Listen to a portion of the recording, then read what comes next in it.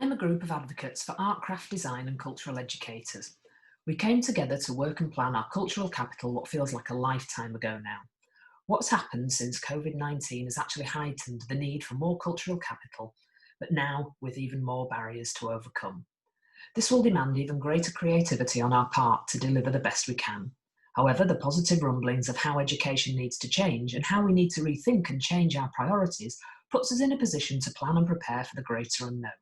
We can't future-proof, but we can arm and strengthen our teaching and ultimately give our young people a true resilience to deal with the future. Regardless of any extra burdens in life, all our children are vulnerable. It's the nature of being a child, and it's the nurture of adults to guide and support them. The youngest will struggle to understand why their lives have altered and been restricted, and you are the key to providing reassuring familiarity and stability that will help them navigate these unusual times. We spent 2 days in a think tank with only one thing in mind, and that was to make cultural capital accessible to all, regardless of social class, location, parenting, schooling, and the stark contrasts of riches and poverty that our children live in. So coming up with the core values turned into a manifesto, but the 9 points end with the most important part. Cultural capital belongs to me, belongs to you, and it belongs to us all.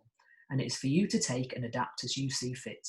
No one knows your children, parents, schools, and location better than you. The statements about cultural capital from the DfE and Ofsted did nothing to put meat on the bone to really explain what you should do. Who has decided what constitutes the best that has been thought and said? However, helping engender and appreciation of human creativity and achievement is something that you can take hold of and own. So we thought long and hard about what cultural capital should give us. If we do it right, cultural capital should not be done to your pupils. It should not be a box you tick before closing the file. We didn't want children, schools, teachers and parents who already benefit from a wealth of cultural capital opportunities to think that this was something just for those without the luxuries of cultural capital in the first place.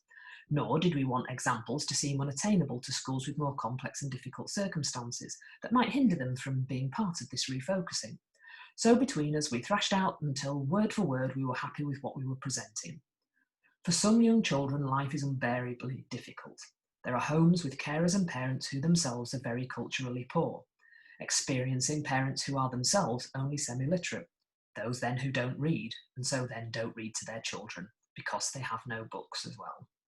Those who never take their children into the wide open landscapes or to the coast to stare out to new horizons.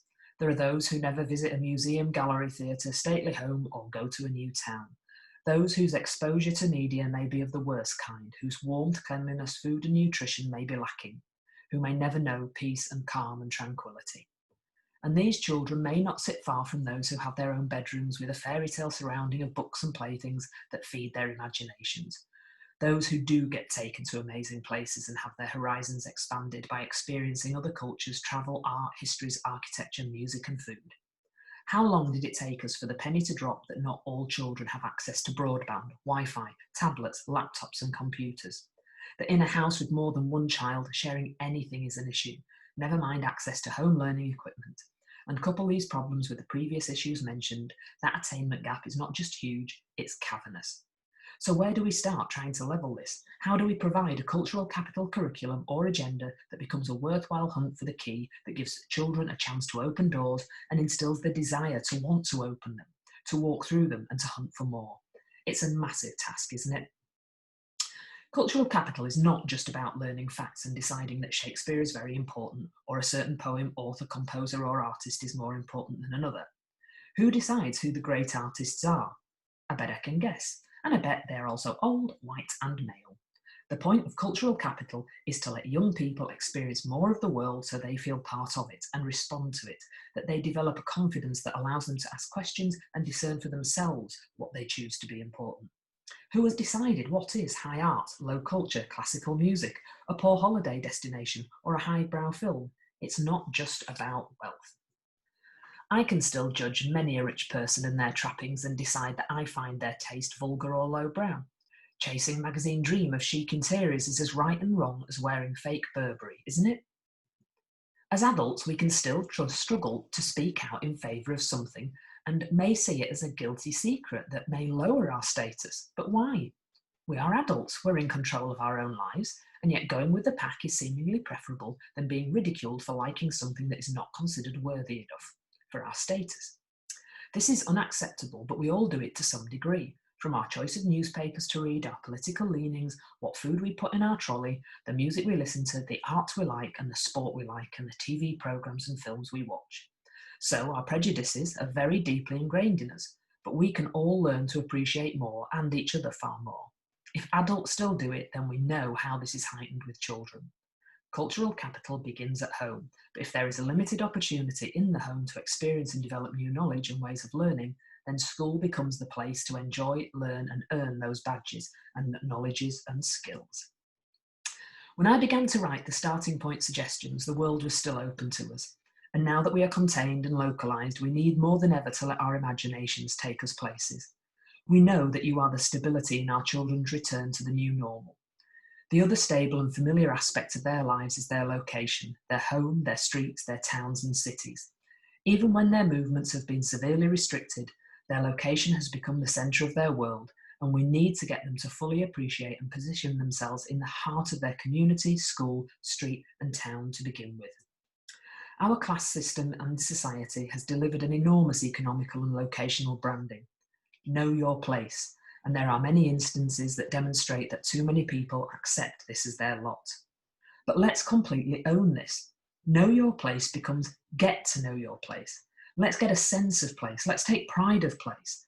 Cultural capital begins at home. So let's drop the pebble in the water and watch the ripples.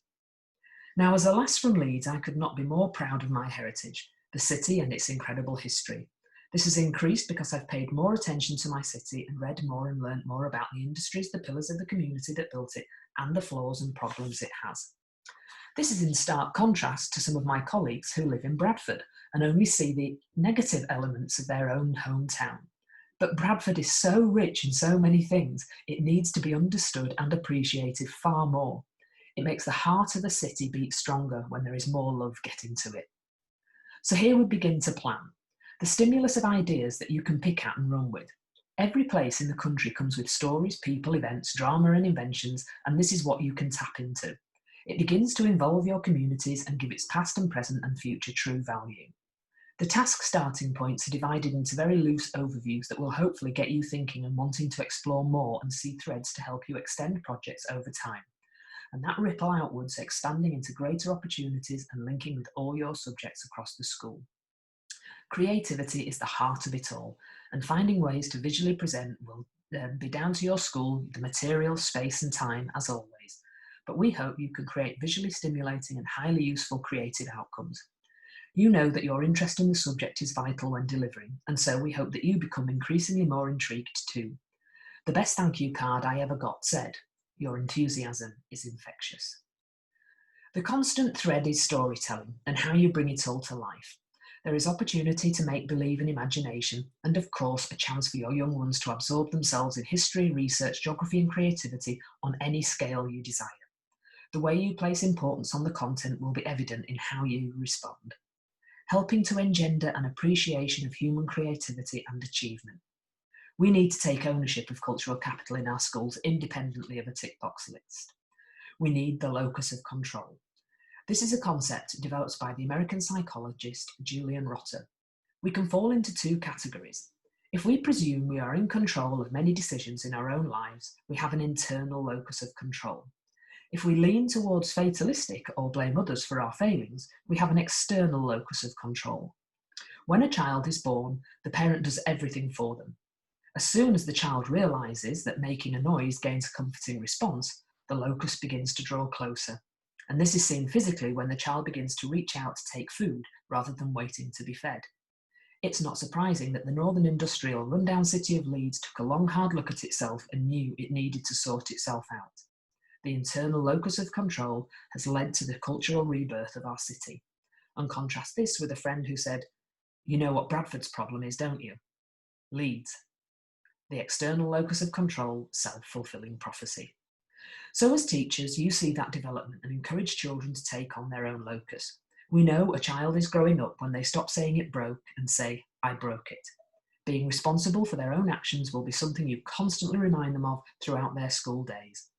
The priority is to get the child invested in the centre of the cultural capital project and have them want to take more control.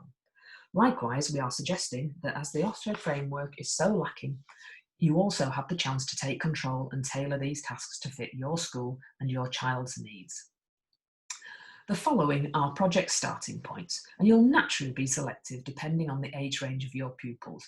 You may only want to begin these in a bite-sized way, but that ripple starts and the small pebble, whatever you can do with it, will be brilliant. You may already be covering many of these anyway in some form, but these are extending ripples for you to take further. So, local communities offer access to a wide range of cultural capital opportunities on your doorstep. How much do you know about your home, village, town, or city? What about the history of your school? Can you create something that helps foster a sense of pride in your area? And can you be involved with your local council, community groups? Make your own blue plaques with your findings. You are the storyteller, so animate and bring the past to life. Unlock the curiosity of those young minds. What memories have people got to help embellish, illuminate histories of your local area? Foster research as detective skills. Research your local area, streets, town, buildings and school. How far back can you go? Find out about local stories, people, events and changes in community and local industries. The shops on the high street, the owners, the TV shows Back in Time 4 or A House Through Time on BBC Two are fantastic programmes to check out. Research the terrain, geography, natural and built development of the land. Compare new and old maps. Create a trail to walk with students to get them out and moving around to see with fresh eyes. We have Google Street View if you need to stay indoors.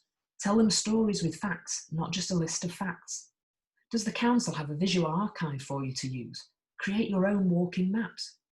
Architecture, town hall, museum, gallery, theatre, cinemas, old cinemas long gone and converted, old pubs, markets and corner shops, recent shops that are now closed. Think about creating this information visually. An exhibition that can be put on in school or in the town centre. Can you involve residents and business owners who can talk about connections to the past and the other towns? If you can't get people in, can you hold an online Skype or Zoom? Create a giant map with your school at the very centre. Illustrate it with images and timelines and histories and events. Let everyone be involved in something they know. Expand the map to county-wide and allow curiosity to expand with it. Widen the trip and tell more stories of the industries. Discuss the places that no one knows and where no one has been, and this can be local, regional, national, worldwide. Identifying the unknown to take away the fear and alienation of otherness. Here be monsters, more tales to tell, more curiosity. Cultural capital should be experiential. All of the starting points can be adapted and used in isolation, but how amazing if they could be covered as a whole school cross-curricular cultural capital discovery project. The next suggestions were designed to help young people explore their world through celebration, whether locally, nationally or internationally. In recent months through lockdown, the internet has thrown up new and interesting things on a daily basis. So let's celebrate cultural capital. Every subject has its day. Religious and cultural festivals are often used in subjects. Every day social media seems to tell us it's another World Something Day. And this can be initiated as a project, but the nature of the calendar allows you to access this project any time of the year as a starting point and dip in and out. Think about how simply this can be applied just by highlighting what day it is and the importance for people around the world or at home. Depending on space and time, students can be involved in a Great World Events project. The links to festivals show you just how many there are to choose from, and these are not exhaustive by any means. Discussions can begin with the festivals we know and across the religions we encounter. This project can expand perfectly into understanding heritage crafts, festivals, iconography, and should be very practical.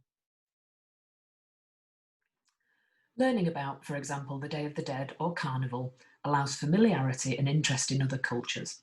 Look at how other countries celebrate Christmas and winter. Focusing on pagan rituals or giving thanks to the earth for harvest, let us cover the world with similarities and small differences. We do have a vast amount of local, regional, national events and festivals, and these may be the priority to link to the previous local project. Let students have connections with people so that conversations become the norm. Research ancient festivals that may be long gone and those that still happen in smaller ways. What about the Green Man Festival, up Heliar in the Shetlands? That cheese rolling event, where do they originate? Don't forget music festivals, rock, pop, classical, literary, comedy and food. They all have a history. Where would Glastonbury be without Woodstock? Will there ever be another? You should be able to create some great festival pieces of work. Why not create a giant calendar that includes as many festivals as possible? Link it to the giant map that references origins. Shrink the world so everywhere begins to be familiar and expand horizons. Could you even create and invent your own annual school festival? Could there be storytelling, writing, mythology, fantasy, creations of icons? Is there scope for costumes, performances? Every department can have its day, so celebrate, connect rather than isolate. Travel broadens the mind even if we're trapped. Even before COVID, many schools had cut back trips completely. If done correctly, the enhancement and changing of a young person's life can happen in a single day. Trips are time-consuming, may need exhaustive fundraising, but cultural capital should still instill wanderlust and vice versa. It should develop the freedom of movement by desire and curiosity, not restrict movement because of the fear of the unknown or being seen as irrelevant. If some children never get taken anywhere, then even the smallest trips are valuable. But so much more can be gained. So let the map play a great part in this seed of curiosity. If you cannot take your students out, then bring the world in. But if you have home locations that can be awe-inspiring, then take them. Fresh air, open spaces, new views, smells, noises, buildings and people should be experienced. Can you create a huge map of the world? What about the UK? What about your county? Show where the key wonders of that world are located. Include animal, vegetable, mineral, natural and man-made environments. The TV series Blue Planet is amazing, so locate the seas, animals, deserts and jungles on the map. What do you have close that's easy to travel to? Countryside, hills, coast, city? School is still a brilliant environment for bringing things in to show. It has great worth. However, the gallery, museum and theatre are supremely atmospheric and the scale and content impress and echo in a person's mind long after a visit. These places are now desperate to get you back, so contact them and see how we can organise this. If you want to connect everything, then hunt down the artwork, literature and music from around the world, or that covers the topics covered. What about your local artists and writers and musicians? Can they enrich the stories? With all of these starting points, the arts enrich all our lives, and young people need to learn that the creative wonders of our world are for them to walk inside and enjoy. Schools are often the only places that help students visit, see, experience and become involved in these venues and moments. It's a duty of care to make sure some young people are not considered too poor or won't get, understand or enjoy high art. Bring it down to them and they can rise with it. By starting locally, we give home and location value and instill a pride of place that can foster respect in our communities and fellow citizens. By looking at other cultures, we instill respect for others' lives and beliefs and can enjoy and share our similarities and differences. Mapping young people's worlds from their own well-trodden streets outwards into counties, countries and the world, we can remove otherness, outsiders and fear of the unknown and replace it with familiarity, understanding, belonging, self-worth and wanderlust. Cultural capital. Let them own it all. Letting children explore visual responses to these allows their creativity and inventiveness to flourish. They will learn to express themselves in different ways, develop emotional intelligence through the enjoyment of creating and making, and understand that outcomes can be a celebration of learning. With these approaches, you will be giving young people their strongest foundations, their richest soil, their best start with lifelong skills from all of this, and the understanding that cultural capital belongs to them.